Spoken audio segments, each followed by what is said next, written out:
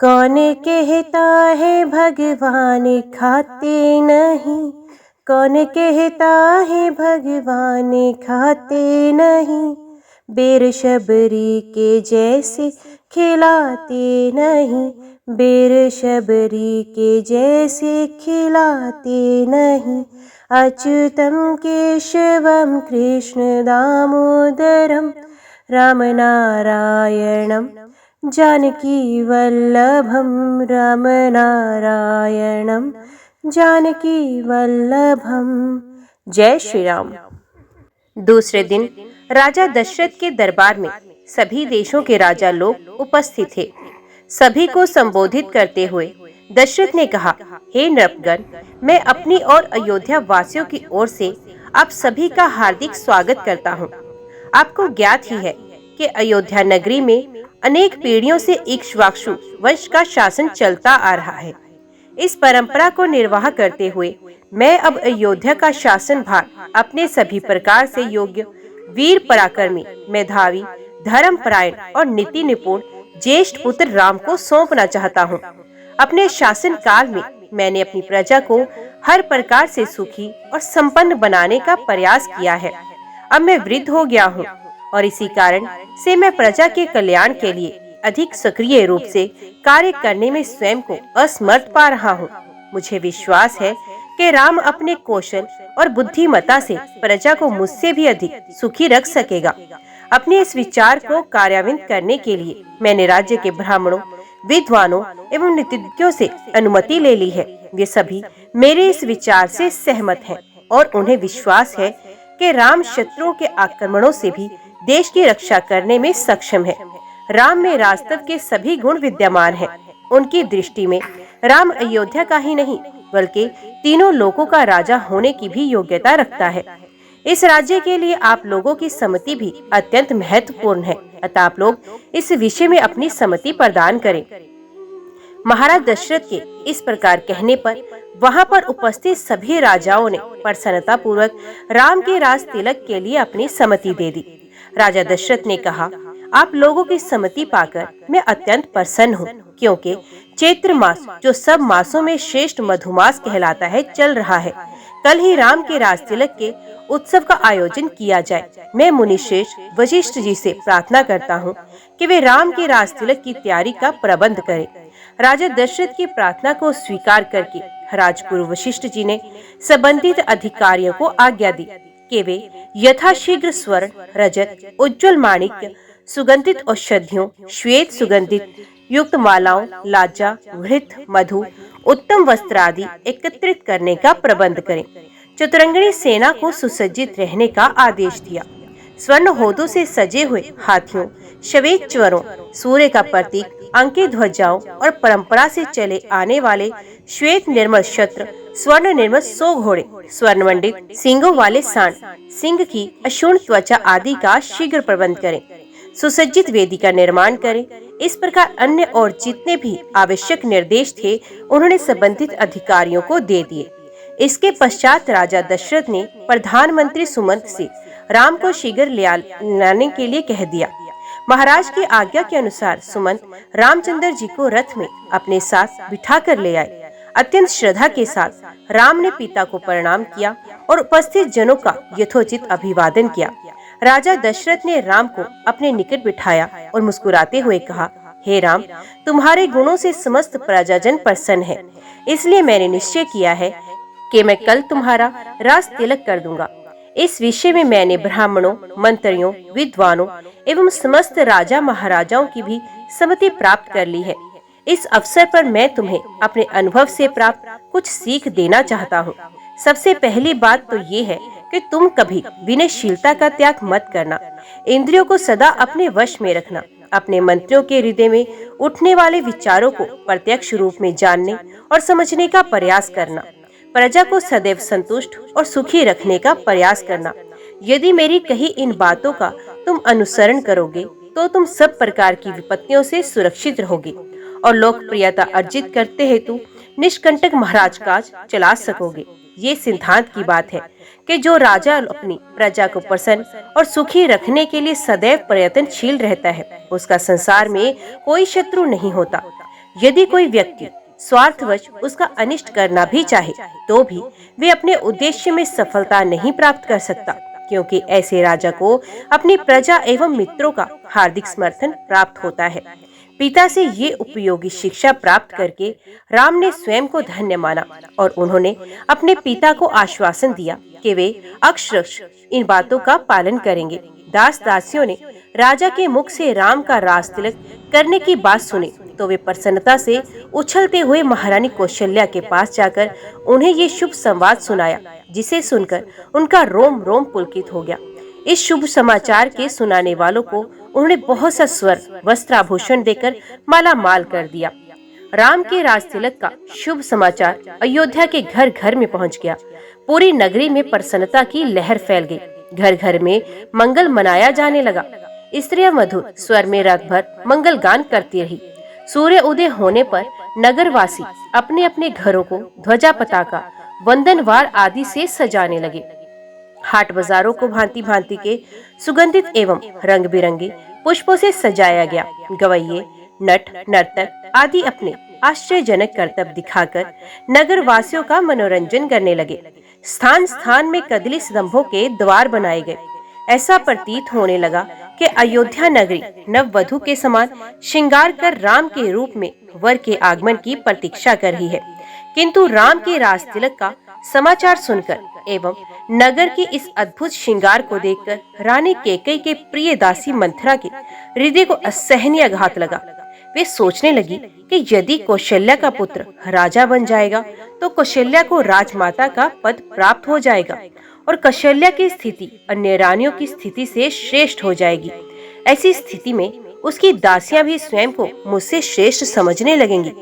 वर्तमान में कैकेयी राजा की सर्वाधिक प्रिय रानी है और इसी कारण से महारानी कैकेयी का ही राजमहल पर शासन चलता है। कैकेयी की दासी होने का श्रेय प्राप्त होने के कारण राजप्रसाद की अन्य दासियां मेरा सम्मान करती हैं। यदि कौशल्या राजमाता बन जाएगी तो मेरा ये स्थान मुझसे छीन जाएगा। मैं ये सब कुछ सहन नहीं कर सकती। अत इस विषय में मैं अवश्य ही मुझे कुछ करना चाहिए।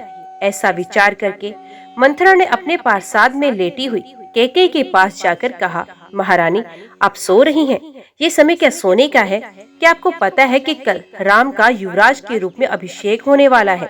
मंथरा के मुख से राम के राज तिलक का समाचार सुनकर कैकेयी को अत्यंत प्रसन्नता हुई। समाचार सुनाने की खुशी में कैकेयी ने मंथरा को पुरस्कार स्वरूप एक बहुमूल्य आभूषण दिया और कहा, मंथरे तू अत्यंत प्रिय समाचार लेकर आई है। तू तो जानती ही है कि राम मुझे बहुत प्रिय है। इस समाचार को सुनाने के लिए तू यदि और भी जो कुछ मांगेगी तो मैं वे भी तुझे दे दूंगी। कैकेयी के वचनों को सुनकर मंथरा अत्यंत क्रोधित हो गई। उसका तन बदन जल भुन गया। पुरस्कार में दिए गए आभूषण को फेंकते हुए वो बोली, महारानी अब बहुत नासमझ है। स्मरण रखिए कि सौत का बेटा शत्रु के जैसा होता है। राम का अभिषेक होने पर कौशल्या को राजमाता का पद मिल जाएगा और आपकी पदवी उसकी दासी के जैसी हो जाएगी। आपका पुत्र भरत भी राम का दास हो जाएगा। भरत के दास हो जाने पर आपकी बहू को भी एक दासी की ही पदवी मिलेगी। ये सुनकर कैकेयी ने कहा, मंथरा राम महाराज के ज्येष्ठ पुत्र हैं और प्रजा में अत्यंत लोकप्रिय हैं। अपने सद्गुणों के कारण वे सभी भाइयों से श्रेष्ठ भी हैं। राम और भरत भी एक दूसरे को भिन्न नहीं मानते, क्योंकि उनके बीच अत्यधिक प्रेम भी है। राम अपने सभी भाइयों को अपने ही समान समझते हैं, इसलिए राम को राज्य मिलना भरत को राज्य मिलने के जैसा ही है।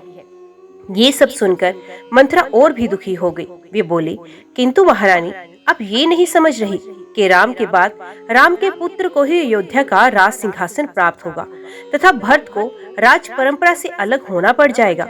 ये भी हो सकता है कि राज्य मिल जाने पर राम भरत को राज्य से निर्वासित कर दें या यमलोक ही भेज दें। अपने पुत्र के अनिष्ट की आशंका की बात सुनकर कैकेयी का हृदय विचलित हो उठा। उसने मंथरा से पूछा, ऐसी स्थिति में मुझे क्या करना चाहिए? मंथरा ने उत्तर दिया, आपको स्मरण होगा कि एक बार देवासुर संग्राम के समय महाराज दशरथ आपको साथ लेकर युद्ध में इंद्र की सहायता करने के लिए गए थे। उस युद्ध में असुरों के अस्त्र शस्त्रों से महाराज दशरथ का शरीर जर्जर हो गया था और वे मूर्छित हो गए थे। उस समय सारथी बनकर आपने उनकी रक्षा की थी।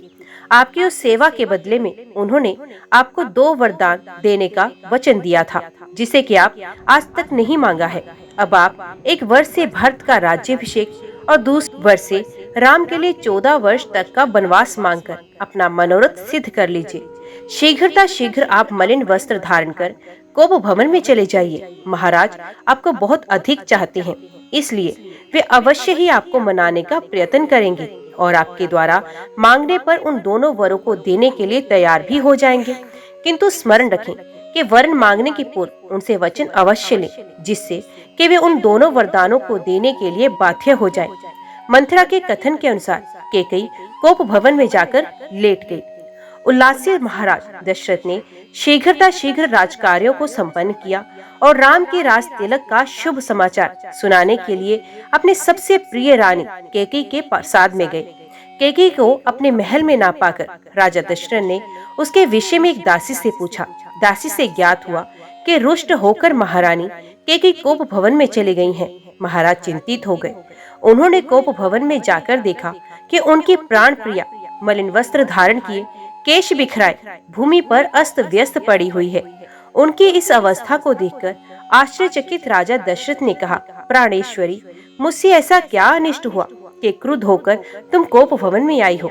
यदि तुम किसी बात से दुखी हो तो मुझे बताओ, मैं तुम्हारे कष्ट का निवारण अवश्य करूंगा। महाराज के इस प्रकार मुनहार करने पर कैकेयी बोली, प्राणनाथ, मेरी एक अभिलाषा है, किंतु यदि आप उसे पूरी करने की शपथ पूर्वक प्रतिज्ञा करेंगे तभी मैं आपको अपनी अभिलाषा के विषय में बताऊंगी। महाराज दशरथ ने मुस्कुराते हुए कहा, केवल इतनी सी बात के लिए तुम कोप भवन में चली आई हो? मुझे बताओ तुम्हारी क्या इच्छा है, मैं तत्काल उसे पूरा करता हूँ। इस पर कैकेयी बोली, महाराज, पहले आप सौगंध लीजिए कि आप मेरी अभिलाषा अवश्य पूरी करेंगे। इस पर महाराजा दशरथ ने कहा, हे प्राण प्रिय, इस संसार में मुझे राम से अधिक प्रिय और कुछ नहीं। मैं राम की ही सौगंध लेकर वचन देता हूँ कि तुम्हारी जो भी मनोकामना होगी उसे मैं तत्काल ही पूरी करूंगा। महाराज सौगंध लेने से आश्वस्त हो जाने पर कैकेयी बोली, आपको स्मरण ही होगा कि देवासुर संग्राम के समय आपके मूर्छित हो जाने पर मैंने आपकी रक्षा की थी और प्रसन्न होकर आपने मुझे 2 वर देने की प्रतिज्ञा की थी। उन दोनों वरों को आज मैं मांगना चाहती हूँ। पहला वर तो मुझे ये दें कि आप राम के स्थान पर मेरे पुत्र भरत का राज तिलक करें, और दूसरा वर मैं ये मांगती हूँ कि राम को 14 वर्ष के लिए वन जाने की आज्ञा दे। मेरी इच्छा है कि आज ही राम वल्कल पहनकर वनवासियों की भांति वन के लिए प्रस्थान करें। अब आप अपनी प्रतिज्ञा पूरी करें, क्योंकि आप सूर्यवंशी हैं और सूर्यवंश में अपनी प्रतिज्ञा का पालन प्राणों की बलि देकर भी किया जाता है। कैकेयी के इन वचनों को सुनकर राजा दशरथ का हृदय चूर चूर हो गया। उन्हें असहनीय पीड़ा हुई और वे मूर्छित होकर गिर पड़े। कुछ काल बाद जब उनकी मूर्छा भंग हुई तो वे क्रोध और वेदना से कांपते हुए बोले, रे कुलघातिनी, ना जाने मुझसे ऐसा कौन सा अपराध हुआ जिसका तूने इतना भयंकर प्रतिशोध लिया है। पतिते नीच राम, तो तुझ पर कौशल्या से भी अधिक श्रद्धा रखता है, फिर भी तू इसका जीवन नष्ट करने के लिए कटिबद्ध हो रही है। प्रजा को अत्यंत प्रिय राम को बिना किसी अपराध के मैं भला कैसे निर्वासित कर दूं? तू अच्छी तरह से जानती है मैं अपने प्राण त्याग सकता हूँ, किंतु राम का वियोग नहीं सह सकता। मैं तुझसे विनती करता हूँ कि राम के वनवास की बात के बदले तू कुछ और मांग ले। मैं तुझे विश्वास दिलाता हूँ कि मैं तेरी मांग अवश्य पूरी करूंगा। महाराज दशरथ के इन दीन वचनों को सुनकर कैकेयी तनिक भी द्रवित नहीं हुई। वे बोली, राजन, ऐसा कहकर आप अपने वचन से हट रहे हैं, यह आपको शोभा नहीं देता। आप सूर्यवंशी हैं, अपनी प्रतिज्ञा पूरी कीजिए। प्रतिज्ञा से हटकर स्वयं को और सूर्यवंश को कलंकित मत कीजिए। आपके द्वारा अपना वचन नहीं निभाए जाने पर मैं तत्काल आपके सम्मुख ही विष पीकर अपने प्राण त्याग दूंगी। यदि ऐसा हुआ तो आप प्रतिज्ञा भंग करने के साथ ही साथ स्त्री हत्या के भी दोषी हो जाएंगे। अत उचित यही है कि आप अपनी प्रतिज्ञा पूरी करें। राजा दशरथ बारंबार मूर्छित होते हैं और मूर्छा समाप्त होने पर कातर भाव से कैकेयी को मनाने का प्रयत्न करते रहे। इस प्रकार पूरी रात बीत गई। अंबर में उषा की लालिमा फैलने लगी, जिसे देखकर कैकेयी ने उग्र रूप धारण कर लिया और कहा, राजन, अब व्यर्थ ही समय बर्बाद कर रहे हैं। उचित यही है कि आप तत्काल राम को वन जाने की आज्ञा दीजिए और भारत के राज तिलक की घोषणा करवाइए। सूर्य उदय हो जाने पर गुरु वशिष्ठ मंत्रियों के साथ राजप्रसाद के द्वार पर पहुंचे और महामंत्री सुमंत को महाराज के पास जाकर अपने आगमन की सूचना देने के लिए कहा। कैकेयी एवं दशरथ के संवाद से अनजान सुमंत ने महाराज के पास जाकर कहा, हे राजा धीराज, रात्रि का समापन हो गया है और गुरु वशिष्ठ का आगमन भी हो चुका है, अतएव आप शैया त्याग कर गुरु वशिष्ठ के पास चलिए। सुमंत के इन वचनों को सुनकर महाराज दशरथ को पुण्य असहनीय वेदना का अनुभव हुआ तथा वे फिर से मूर्छित हो गए। उनके इस प्रकार मूर्छित होने पर कुटिल कैकेयी बोली, हे महामंत्री, अपने प्रिय पुत्र के राज्याभिषेक के उल्लास के कारण महाराज रात भर सो नहीं सके। उन्हें अभी अभी ही तंद्रा आई है। महाराज निद्रा से जागते ही राम को कुछ आवश्यक निर्देश देना चाहते हैं। तुम शीघ्र जाकर राम को यहीं बुला लाओ। कैकेयी के आदेश अनुसार सुमंत रामचंद्र को उनके महल से बुला लाए। राम ने अपने पिता दशरथ एवं माता कैकेयी के चरण स्पर्श किए। राम को देखकर महाराज ने एक दीर्घ श्वास और केवल हे राम कहा, फिर अत्यधिक निराश होने के कारण चुप हो गए। उनके नेत्रों में अश्रु भर आए। विनम्र स्वर में राम ने कैकेयी से पूछा, माता, पिताजी की ऐसी दशा का क्या कारण है? कहीं वे मुझसे अप्रसन्न तो नहीं है? यदि वे मुझसे अप्रसन्न है तो मेरा क्षणमात्र भी जीना व्यर्थ है। कैकेयी बोली, वत्स, महाराज तुमसे अप्रसन्न तो हो ही नहीं सकते, किंतु इनके हृदय में एक विचार आया है जो कि तुम्हारे विरुद्ध है, इसलिए तुमसे संकोचवश कह नहीं पा रहे। देवासुर संग्राम के समय इन्होंने मुझे 2 वर देने का वचन दिया था। अवसर पाकर आज मैंने इनसे वे 2 वर मांग भी लिए। अब तुम्हारे पिता को अपनी प्रतिज्ञा का निर्वाह करने के लिए तुम्हारी सहायता की आवश्यकता है। यदि तुम प्रतिज्ञा करोगे कि जो कुछ मैं कहूँगी उसका तुम अवश्य पालन करोगे तो मैं तुम्हें उन वरदानों से अवगत करा सकती हूँ। राम बोले, हे माता, पिता की आज्ञा से मैं अपने प्राणों की भी आहुति दे सकता हूँ। मैं आपके चरणों की सौगंध खाकर प्रतिज्ञा करता हूँ कि आपके वचनों का अवश्य ही पालन करूंगा। राम की प्रतिज्ञा से संतुष्ट होकर कैकेयी ने कहा, वत्स, मैंने पहले वर्ष से भरत के लिए अयोध्या का राज्य और दूसरे तुम्हारे लिए 14 वर्ष का वनवास मांगा है। अब तुम अपनी प्रतिज्ञा के अनुसार तत्काल वक्कल धारण करके वन को प्रस्थान करो। तुम्हारे मोह के कारण ही महाराज दुखी हो रहे हैं, इसलिए तुम्हारे वन को प्रस्थान के पश्चात ही राज्य का अब भरत का राज्याभिषेक होगा। मुझे पूर्ण विश्वास है कि तुम अपनी प्रतिज्ञा का पालन करके अपने पिता को पाप रूपी सागर से अवश्य मुक्ति दिलाओगे।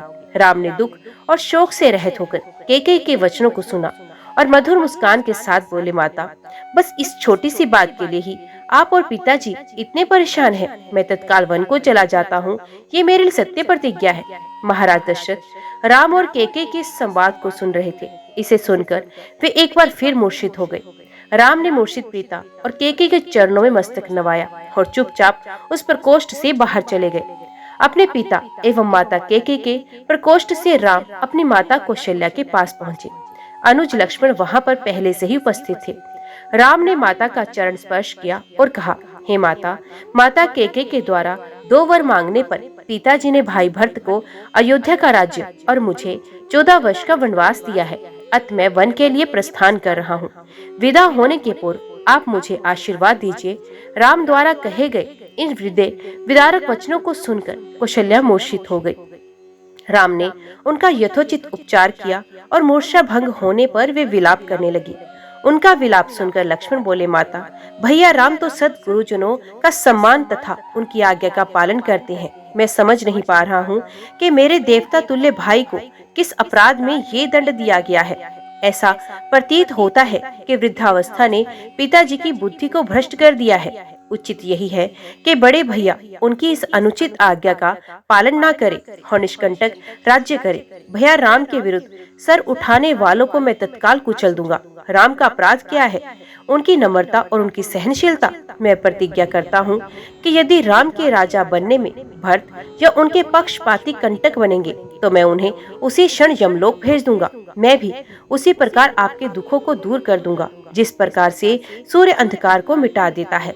लक्ष्मण के शब्दों से माता कौशल्या को ढांढस मिला और उन्होंने कहा, पुत्र राम, तुम्हारे छोटे भाई लक्ष्मण का कथन सत्य है। तुम मुझे इस प्रकार बिलखता छोड़कर वन के लिए प्रस्थान नहीं कर सकते। यदि पिता की आज्ञा का पालन करना तुम्हारा धर्म है, तो माता की आज्ञा का पालन करना भी तुम्हारा धर्म है। मैं तुम्हें आज्ञा देती हूँ कि अयोध्या में रहकर मेरी सेवा करो। इस पर माता का धैर्य बंधाते हुए राम बोले, माता, आप इतनी दुर्बल कैसे हो गई? ये आज आप कैसे वचन कह रही हैं? आपने ही तो मुझे बचपन से पिता की आज्ञा का पालन करने की शिक्षा दी है। अब क्या मेरी सुख सुविधा के लिए अपनी ही दी हुई शिक्षा को झुठला देंगी? एक पत्नी के नाते भी आपका कर्तव्य है कि आप अपने पति की इच्छा पूर्ति में बाधक न बने। आप तो जानती ही हैं कि चाहे सूर्य, चंद्र, पृथ्वी अपने अटल नियमों से टल जाए, पर राम के लिए पिता की आज्ञा का उल्लंघन करना कदापि संभव नहीं। मैं आपसे निवेदन करता हूँ कि आप प्रसन्न होकर मुझे वन जाने की आज्ञा प्रदान करें, ताकि मुझे ये संतोष रहे कि मैंने माता और पिता दोनों की ही आज्ञा का पालन किया है। फिर वे लक्ष्मण से संबोधित हुए कहे और कहा, लक्ष्मण, तुम्हारे साहस, पराक्रम, शौर्य और वीरता पर मुझे गर्व है। मैं जानता हूँ कि तुम मुझसे अत्यंत स्नेह करते हो, किंतु हे सौमित्र, धर्म का स्थान सबसे ऊपर है। पिता की आज्ञा की अवहेलना करके मुझे पाप, नरक और अपयश का भागी बनना पड़ेगा। इसलिए हे भाई, तुम क्रोध और क्षोभ का परित्याग करो और मेरे वन गमन में बाधक मत बनो। राम के दृढ़ निश्चय को देखकर अपने आंसुओं को पोंछती हुई कौशल्या बोली, वत्स, यद्यपि तुम्हें वन जाने की आज्ञा देते हुए मेरा हृदय चूर चूर हो रहा है, किंतु यदि मुझे भी अपने साथ ले चलने की प्रतिज्ञा करो तो मैं तुम्हें वन जाने की आज्ञा दे सकती हूँ। राम ने संयम पूर्वक कहा, माता, पिताजी इस समय अत्यंत दुखी हैं और उन्हें आपके प्रेम पूर्ण सहारे की आवश्यकता है। ऐसे समय में यदि आप भी उन्हें छोड़कर चली जाएंगी तो उनकी मृत्यु में किसी प्रकार का संदेह नहीं रह जाएगा। मेरी आपसे प्रार्थना है कि उन्हें मृत्यु के मुख में छोड़कर आप पाप का भागी ना बने। उनके जीवित रहने तक उनकी सेवा करना आपका पावन कर्तव्य है। आप मोह को त्याग दें और मुझे वन जाने की आज्ञा दें। मुझे प्रसन्नता पूर्वक विदा करें। मैं वचन देता हूँ कि 14 वर्ष की अवधि बीतते ही मैं लौटकर आपके दर्शन करूंगा। धर्मपरायण राम के युक्ति युक्त वचनों को सुनकर अश्रुपूरित माता कौशल्या ने कहा, अच्छा वत्स, मैं तुम्हें वनगमन की आज्ञा प्रदान करती हूँ। परमात्मा तुम्हारे वनगमन को मंगलमय करे। फिर माता कौशल्या ने तत्काल ब्राह्मणों से हवन कराया और राम को हृदय से आशीर्वाद देते हुए विदा किया। माता कौशल्या से अनुमति प्राप्त करने तथा विदा लेने के पश्चात राम जनक नंदिनी सीता के कक्ष में पहुँचे। उस समय वे राशि चिन्हों से पूर्णत विहीन थी। उन्हें राशि चिन्हों से विहीन देखकर सीता ने पूछा, हे आर्यपुत्र, आज आपके राज्याभिषेक का दिन, पर भी आप राशि चिन्हों से विहीन क्यों हैं? राम ने गंभीर किंतु शांत वाणी में सीता को समस्त घटनाओं के विषय में बताया और कहा, प्रिय, मैं तुमसे विदा मांगने आया हूँ, क्योंकि मैं तत्काल ही वक्कल धारण करके वन के लिए प्रस्थान करना चाहता हूँ। मैं यही चाहता हूँ कि मेरे जाने के बाद तुम अपने मृदु स्वभाव तथा सेवा भाव से माता पिता तथा भरत सहित समस्त परिजनों को प्रसन्न और संतुष्ट रखना। अब तक तुम मेरी प्रत्येक बात श्रद्धा पूर्वक मानती आई हो और मुझे विश्वास है कि आगे भी मेरी इच्छा अनुसार तुम यहाँ रहकर अपने कर्तव्य का पालन करोगी। सीता बोली, हे प्राणनाथ, शास्त्र बताती हैं कि पत्नी अर्धांगिनी होती है। यदि आपको वनवास की आज्ञा मिली है तो इसका अर्थ है कि मुझे भी वनवास की आज्ञा मिली है। कोई विधान नहीं कहता कि पुरुष का आधा अंग वन में रहे और आधा अंग घर में। हे नाथ, स्त्री की गति तो उसके पति के साथ ही होती है, इसलिए मैं भी आपके साथ वन चलूंगी। आपके साथ रहकर वहाँ मैं आपके चरणों के सेवा करके अपना कर्तव्य निभाऊंगी। पति की सेवा करके पत्नी को जो अपूर्व सुख प्राप्त होता है, वे सुख लोक और परलोक के सभी सुखों से बड़ा होता है। पत्नी के लिए पति ही परमेश्वर होता है। यदि आप कंद मूल फलादि से अपनी उदर पूर्ति करेंगे तो मैं भी अपनी क्षुधा वैसे ही शांत करूंगी। आपसे अलग होकर स्वर्ग का सुख वैभव भी मैं स्वीकार नहीं कर सकती। यदि आप मेरी इस विनय और प्रार्थना की अपेक्षा करके मुझे अयोध्या में छोड़ जाएंगे, आपके वन के लिए प्रस्थान करते ही मैं अपने प्राण त्याग दूंगी। यही मेरी प्रतिज्ञा है। राम को वन में होने वाले कष्टों को ध्यान था, इसलिए वे अपने साथ सीता को वन में नहीं ले जाना चाहते थे। वे उन्हें समझाने का प्रयत्न करने लगे, किंतु जितना वे प्रयत्न करते थे, सीता का हठ उतना ही बढ़ते जाता था। किसी भी प्रकार से समझाने बुझाने का प्रयास करने पर वे अनेक प्रकार के शास्त्र संबद्ध तर्क करने लगती और उनके प्रयास को विफल करती जाती। जनक नंदिनी की इस दृढ़ता के समक्ष राम का प्रत्येक प्रयास असफल हो गया और अंत में उन्हें सीता को अपने साथ वन में ले जाने की आज्ञा देने के लिए विवश होना पड़ा। सीता की तरह ही लक्ष्मण ने भी राम के साथ वन में जाने के लिए बहुत अनुग्रह किया। राम ने बहुत प्रकार से समझाया, किंतु लक्ष्मण उनके साथ जाने के विचार पर दृढ़ रहे। परिणाम स्वरूप राम को लक्ष्मण की दृढ़ता, स्नेह तथा अनुग्रह के सामने भी झुकना पड़ा और लक्ष्मण को भी अपने साथ जाने की अनुमति देनी ही पड़ी। सीता और लक्ष्मण ने कौशल्या तथा सुमित्रा दोनों माताओं से आज्ञा लेने बाद अनुनय विनय करके महाराज दशरथ से भी वन जाने की अनुमति देने के लिए मना लिया। इतना करने के पश्चात लक्ष्मण शीघ्र आचार्य के पास पहुंचे और उनसे समस्त अस्त्र शस्त्र आदि लेकर राम के पास उपस्थित हो गए। लक्ष्मण के आने पर राम ने कहा, हे सुमित्र, वन के लिए प्रस्थान करने के पूर्व मैं अपनी संपूर्ण संपत्ति ब्राह्मणों, दास दासियों तथा याचकों में वितरित करना चाहता हूँ। इसलिए तुम गुरु वशिष्ठ के ज्येष्ठ पुत्र को बुला लाओ। बड़े भाई राम की आज्ञा अनुसार लक्ष्मण गुरु वशिष्ठ के पुत्र सुयज्ञ को अपने साथ ले आए। राम और सीता ने अत्यंत श्रद्धा के साथ उनकी प्रदक्षिणा की। इसके पश्चात उन्होंने अपने स्वर्ण कुंडल, बाजूबंद, कड़े, मालाएं तथा रत्न जटित अन्य आभूषणों को उन्हें देते हुए कहा, हे मित्र, जनक नंदिनी सीता भी मेरे साथ वन को जा रही हैं। इसलिए ये अपने कंकण, मुक्त माला, किंकणी, हीरे, मोती, रत्न आदि समस्त आभूषण अपनी पत्नी को दान करना चाहती हैं। आप इन आभूषणों को सीता की ओर से उन्हें आदर और नम्रता के साथ समर्पित कर देना। मेरी ये स्वर्ण जटित शैया अब मेरे लिए किसी काम की नहीं, इसे भी आप ले जाइए। मेरे मामा ने अत्यंत स्नेह के साथ मुझे यह हाथी दिया था, इसे भी सहस्त्र स्वर्ण मुद्राओं के साथ आप स्वीकार करें। राम के वन गमन के विषय में ज्ञात होते पर सुयज्ञ के नेत्रों में अश्रु आ गए। सजल नेत्रों के साथ राम के द्वारा प्रदान की गई वस्तु को उन्होंने ग्रहण किया और आशीर्वाद दिया, हे राम, तुम चिरंजीवी हो। तुम्हारा 14 वर्ष का वनवास तुम्हारे लिए निष्कंटक और कीर्तिदायक हो। वनवास की अवधि समाप्त होने पर लौटने पर तुम्हें अयोध्या का राज्य पुण्य प्राप्त हो। इस प्रकार आशीर्वाद देकर गुरु पुत्र सुयज्ञ विदा हुए। उसके बाद राम ने अपने सेवकों को, जो कि राम के वनवास से दुखी होकर रो रहे थे, बहुत सारा धन दान में दिया और सांत्वना देते हुए बोले, तुम लोग यहीं रहकर महाराज, माता कौशल्या, सुमित्रा, कैकेयी, भरत, शत्रुघ्न एवं अन्य गुरुजनों की तन मन लगाकर सेवा करना। सदैव इस बात का ध्यान रखना कि उन्हें किसी प्रकार की असुविधा ना हो। फिर राम ने अपनी समस्त व्यक्तिगत संपत्ति को मंगवाकर सीता के हाथों से उसे गरीब, दुखी, दीन दरिद्रों में बंटवा दिया। राम और सीता के द्वारा मुक्त हस्ते जान दिए जाने की चर्चा सारे नगर में दावानल की भांति फैल गई। उन दिनों अयोध्या के समीपवर्ती एक ग्राम में गर्ग गोत्री त्रिजटा नाम का एक तपस्वी ब्राह्मण निवास करता था। उनकी बहुत सी संतानें थी और वे अत्यंत दरिद्र भी थे।